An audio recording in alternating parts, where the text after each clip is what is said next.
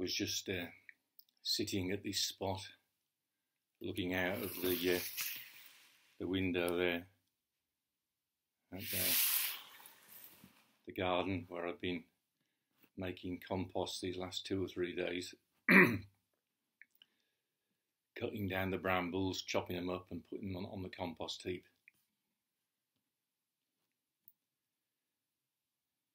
Quite a privileged lifestyle, really, I must admit.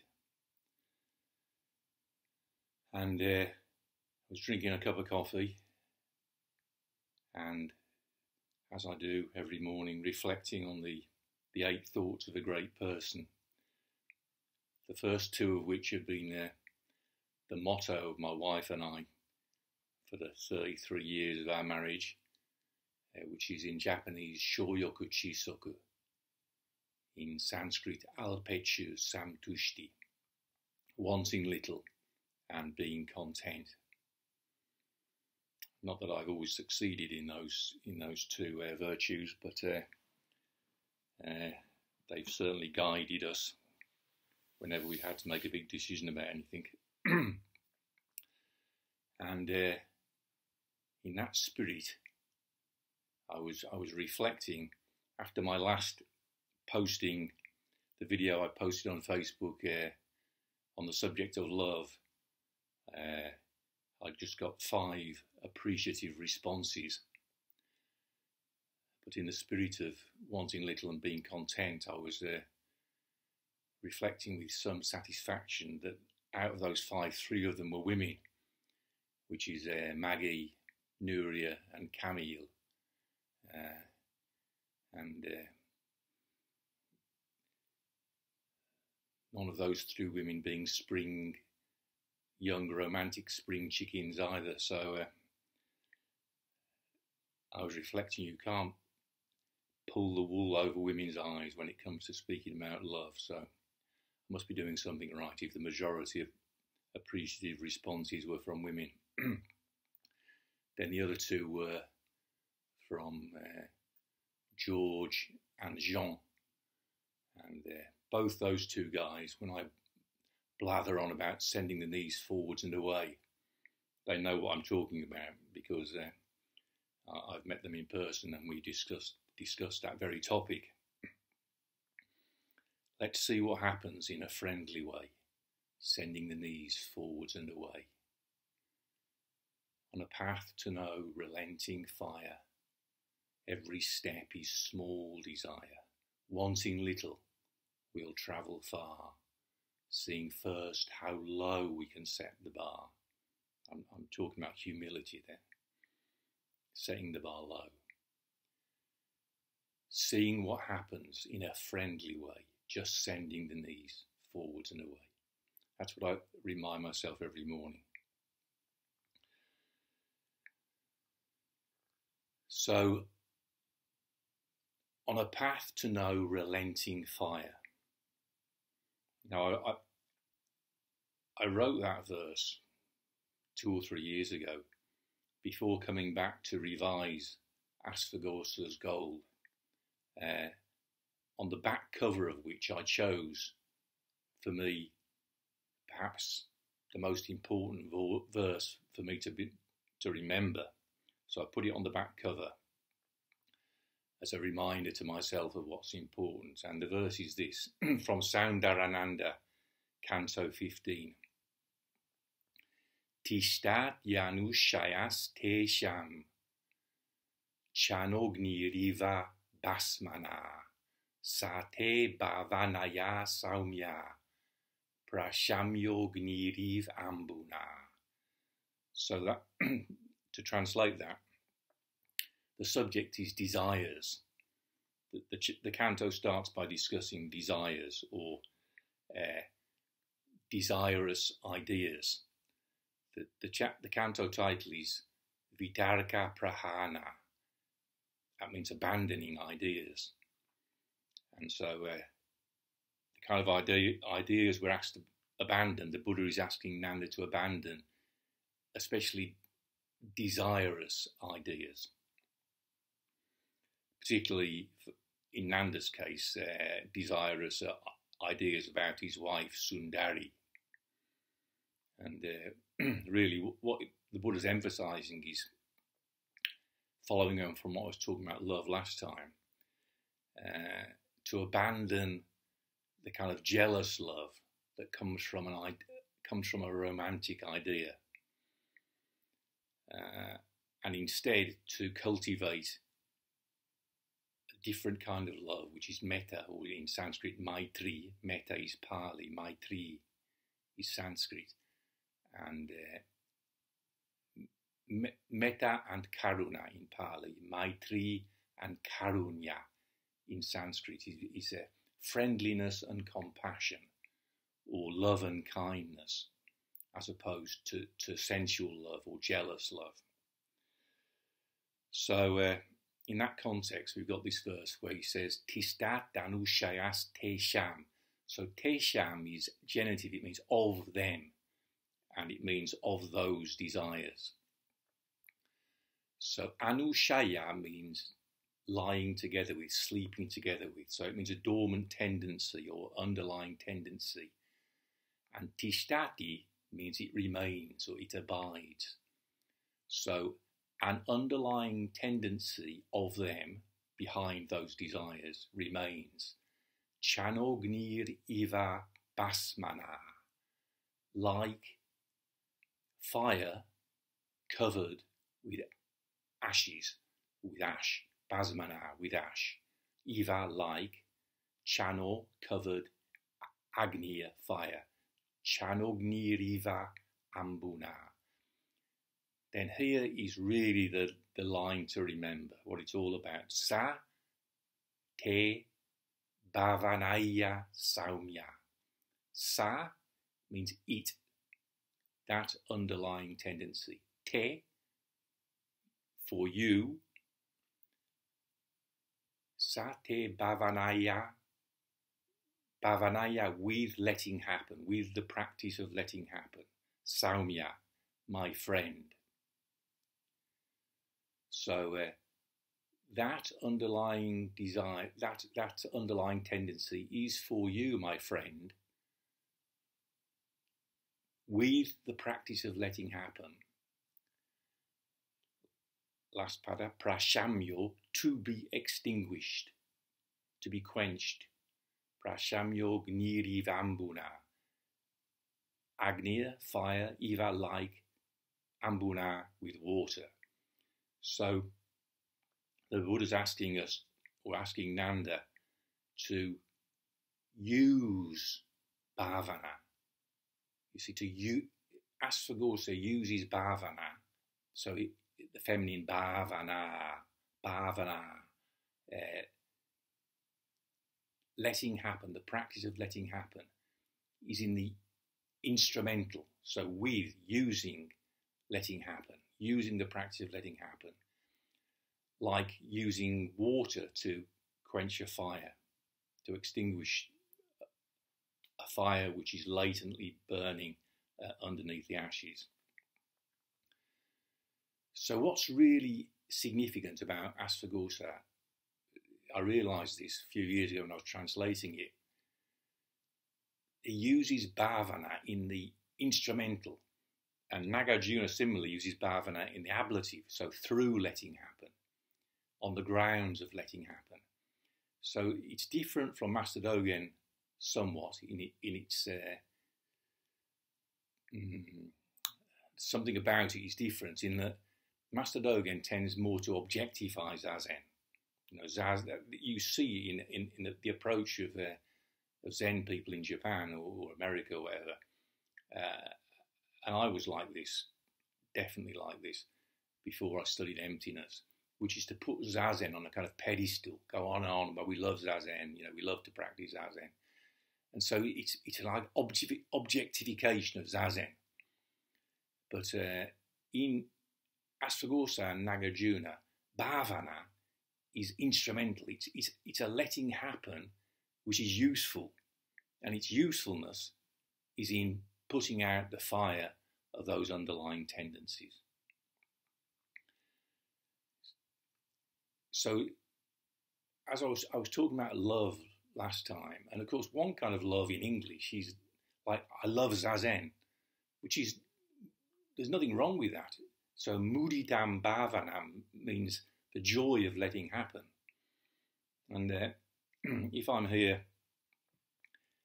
by the forest practicing zazen, the joy in it is, it's like the real deeper joy of it is it's the forest is enjoying it. What the Buddha talked about, samadhi, is like something like water being contained, which is not water. So, like in Japan, I love the chapter Zammai or Zammai, the samadhi, which is king of samadhis. You know, here I am sitting in full lotus, as upright as you like the king of Buddhism. Brrr, strong, powerful I am, you know. But Asvaghosha explicitly warns against those kind of thoughts. Or the Buddha does, that is in Asvaghosha's poetry. In that very canto I was discussing, the Buddha tells Nanda, the thought that I'm young and strong should not occur to a right-thinking person, an observant person. Because in light of emptiness, there's nothing special and strong about me. The power, if there's any power in zazen as the king of samadhis, the samadhi which is king of samadhis, the power comes from the forest. It doesn't come from me. It's like when you're making compost, you realise that the big massive citrouelles, as they call them in France, these big pumpkins that I sometimes grow in the autumn. At the moment, I've got squashes doing very well out in the garden there. Those bloody great fruits don't come from me, any power I've got in it as a gardener. They come from the work the bacteria are doing in the compost. So that's the kind of thing the Buddha's teaching Nanda. So bhavana's like that. So the joy, the real deeper joy of bhavana is not that kind of exuberant, I'm so strong, which there is a certain joy in that as well. But the deeper joy is no, it's not my will be done, it's thy will be done. It's a deeper spiritual, more grateful, less arrogant, exuberant kind of strength. So, see, strength is one of the virtues in the eight thoughts. Virya means persevering effort, energy. But it isn't a kind of, the effort is like the effort to twirl a fire stick, is perseverance, knowing a good method, sticking at it, knowing a good method. Or like water, making a channel through rock. Water doesn't blast a hole through rock. It does it by just keep buggering on year after year after year. So that's the kind of strength. When the Buddha spoke of dhairya in Sanskrit, firmness, strength, resolve, it's not a sort of a kind of a quick blast of strong masculine energy. It's just keeping at it, you see. So mudidam rahula bhavanam. That's the joy we want to cultivate, not the kind of exuberant,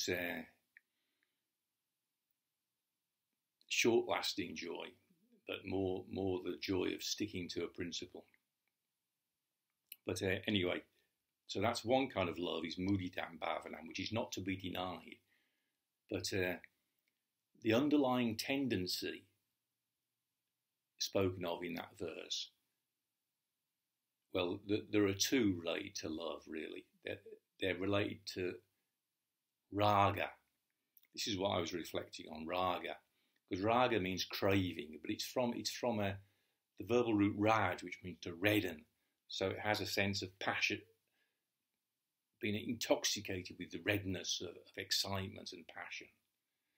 So again, that refers, when I was talking about mudidam, joy, the kind of joy you want isn't the sort of red, flushed, excited joy. It's more the sort of dispassionate joy of reflecting that what the Buddha taught and the way things are going are kind of matching each other. So the 7 underlying tendencies, if I go through them all, first one is kama raga, which means craving for love or passionate love, passion. So it's kama combined with raga. So desire, love, kama, sensuality, and raga. So love craving, desire craving. And then the bedfellow of that one is pratīga, which means resentment, jealous hatred. Then the third one is tiṣṭhaty, views, holding a view, taking a view. The 2 views generally are ucceda-drishti and śaśvata-drishti, the view of annihilation, the view of eternity, the 2 extreme views. Then vicikiccha, doubt. So especially doubt of the kind which Buddha Nishijima demonstrated, which is doubt in regard to the 4 Noble Truths. So Buddha Nishijima's one of his big faults. Perhaps I shouldn't be discussing his faults, but I am anyway. Perhaps his biggest fault,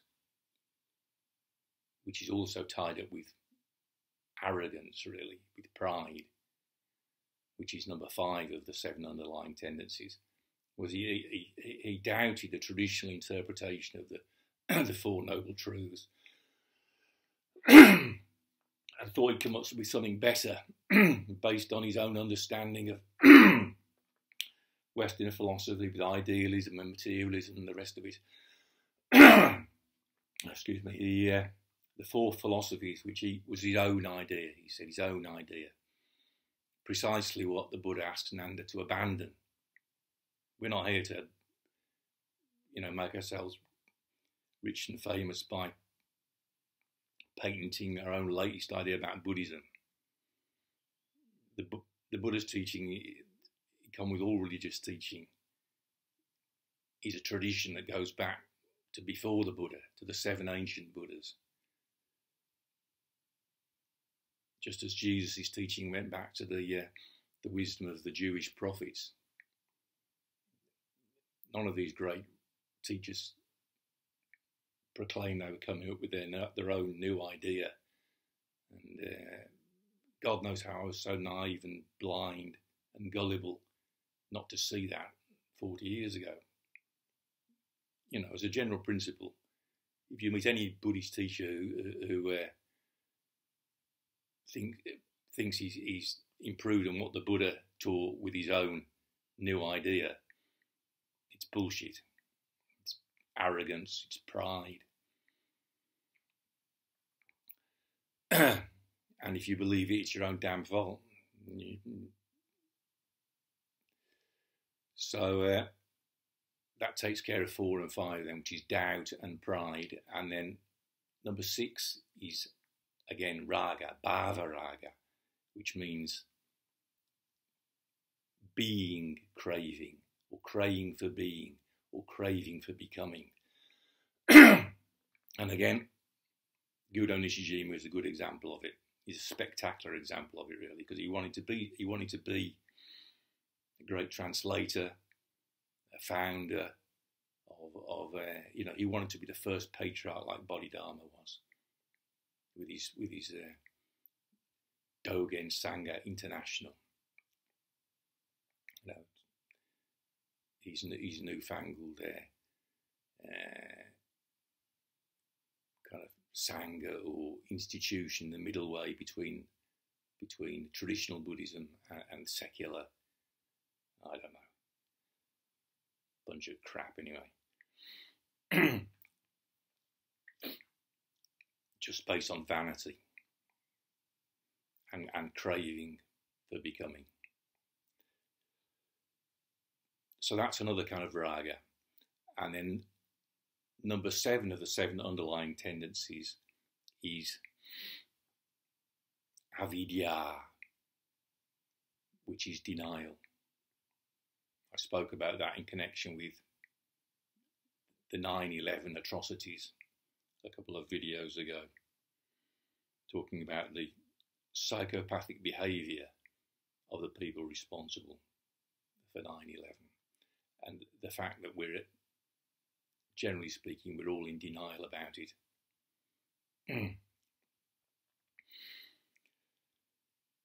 So to come back to the 2 tendencies that are related with craving, the kama raga, craving for love, love craving, sensual desire craving, and bhava-ra, craving for being, craving for becoming. And what I was reflecting this morning, there's the 4 Brahma Vihara, which is like the recreation grounds of spiritual growth. And those are 4 positive emotions, if you like, which is friendliness, compassion, joy or love of doing something, and upekam, transcendence, transcendent forgiveness. But then after that, there are also 2 more negative antidotes. So there is ashubham bhavanam, which means the unglamorous practice of letting happen. Then anicca sanjanam bhavanam, which means the practice of letting happen that is cognizant of impermanence. And ashubham bhavanam is the antidote to raga, craving or passion. So it's a negative thing, which is the antidote to too much positivity. And anicca sanjanam bhavanam is the antidote to asmi mano, the conceit of self-existence, the I am conceit, the conceit of I am. So if I go back, so ashubham, the unglamorous practice of letting happen. To me, again, it comes back to shoyoku chisoku, it's related with that. So on a path to no relenting fire, every step is small desire. Wanting little will travel far, seeing first how low we can set the bar. How low can we set the bar? So it's a reminder to be humble. Seeing what happens in a friendly way, sending the knees forwards and away. It's a friendly practice of letting happen. With space and time, not hell-bent, on hard ground, we'll rest content. So, to illustrate the meaning of the second of the 8 thoughts, the Buddha said that a person who wants little and no satisfaction is content sleeping on hard ground, lying on hard ground. Whereas a person who doesn't want little and isn't content, they're never content even in sleeping in a luxurious bed. So I make my efforts for 40 years and come up with my video on love, and I get 5 kind of appreciative responses from friends on Facebook. But when I reflect on it, who those 5 are, 3 women, George and John, I feel quite satisfied.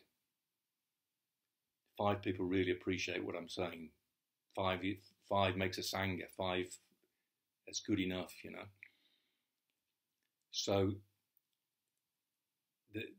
the person who Gudo Nishichima nominated as his successor, Brad Warner, he kind of picked the flowers that came from my making the compost for all those years, doing the Shobogenzo translation, and expressed no gratitude to me for that whatsoever. So that's something I could be, dissatisfied with, but I don't really mind, that's my reward. Being able to live in seclusion, spending all day sitting out in the garden, drinking coffee and minding my own business, and enjoying, reflecting every day on the 8 truths of a great person. Where twittering flocks make branches crack, we'll choose seclusion, stepping back.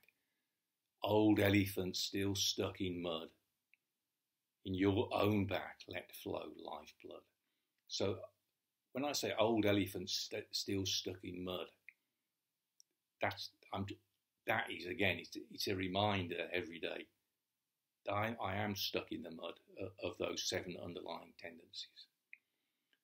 But they're the best friend I've got. They're my real raw material. They're the crap that will go on the compost. So kama, raga, patiga, so jealous, love and hatred. They're the embers underneath the ash.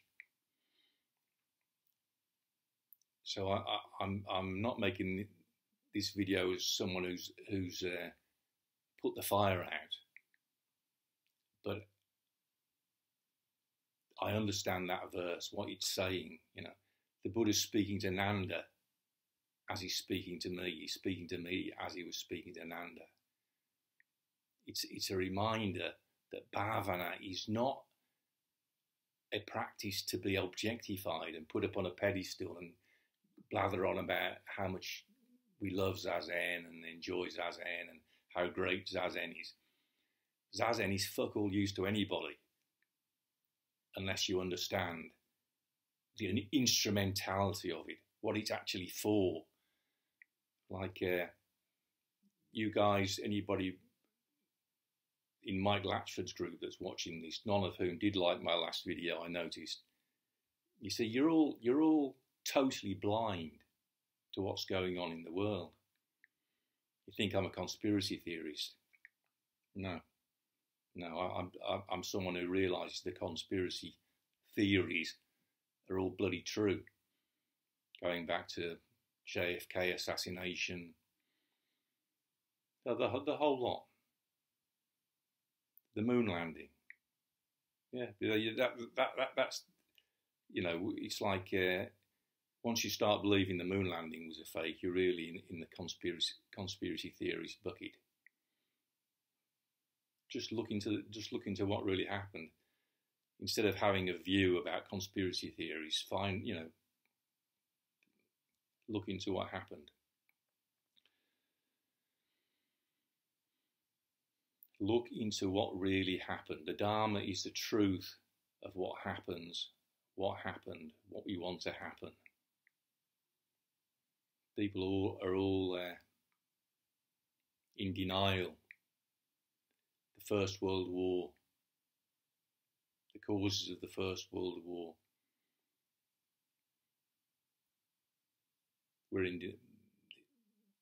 We're conditioned to accept lies about it because people in power don't want us to know what happened and what's happening.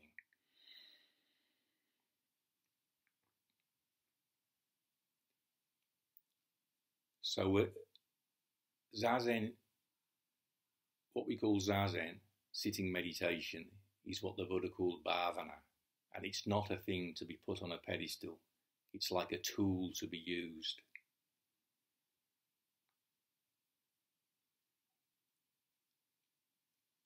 tiṣṭhaty anuśayas teṣāṁ, an underlying tendency behind those desires. Channo gnir bhasmanā.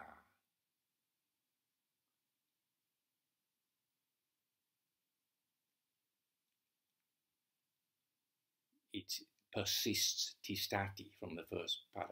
Tiṣṭhaty, like, igha, a fire, gnir, covered over, channo, bhasmanā, with ash. Sate bhāvanayā saumya.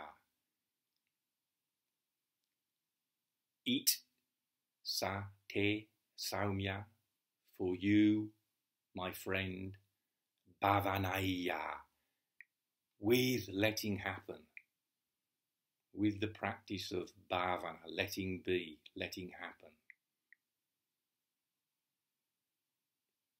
Praśāmyo, to be extinguished, to be quenched, to be put out. Gnir, a fire, igha, like, ivāmbunā, with water. So, practice bhavana to put out the embers of ignorance, like putting out a fire with water. That's the last one. That's the ignorance, avijja, unwittingness, denial, is number 10 of the 10 fetters. Number 7 of the 7 underlying tendencies. So that's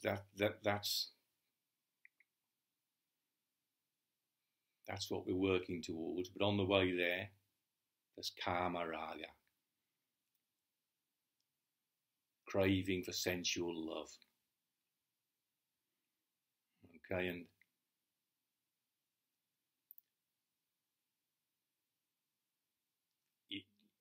talking about love again. So karma and mudita, well, no, I shouldn't put those in the same bracket. Karma means desires, love, sensual desire. That's karma upadana, clinging to love, clinging to karma, is one of the 4 kinds of clinging. So karma is an afflictive emotion. Mudita is not an afflictive emotion, but it's, let's be careful what kind of mudita we're cultivating. Love of zazen shouldn't be a kind of exuberant worshipping of an object, an objectified thing. It's not that kind of rejoicing in an object. It's what you want is a more a kind of contentment, not a passionate love, but a kind of a contentment with something unglamorous. That's what I was trying to get at, you know. So we don't want to be rich and famous and a best-selling author, or maybe we do, but we shouldn't want that. We should be content with having 5 people appreciating what we're really saying. So there's karma, there's mudita, but then there's maitri and karunya, friendliness, the altruistic love, platonic love, and karunya, compassion, kindness. So in that canto 15 of Soundarananda, the Buddha tells Nanda, those are the kind of love you should cultivate for all living beings. So, sarveshu bhuteshu, for all beings, well, for all happenings actually. Bhuta means, we translate it as beings, but it could also be translated literally as happenings, for all living happenings. We should cultivate, you see, not jealous love for one specific object, in light of emptiness, again, emptiness is what really causes the penny to drop.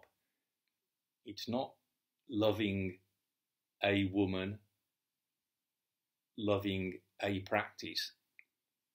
It's friendly, it's unconditional friendliness and compassion for no specific thing.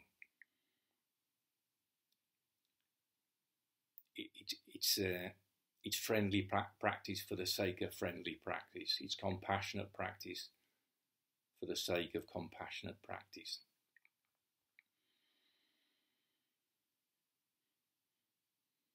This is stuff I've just, after 40 years, beginning to understand in light of emptiness.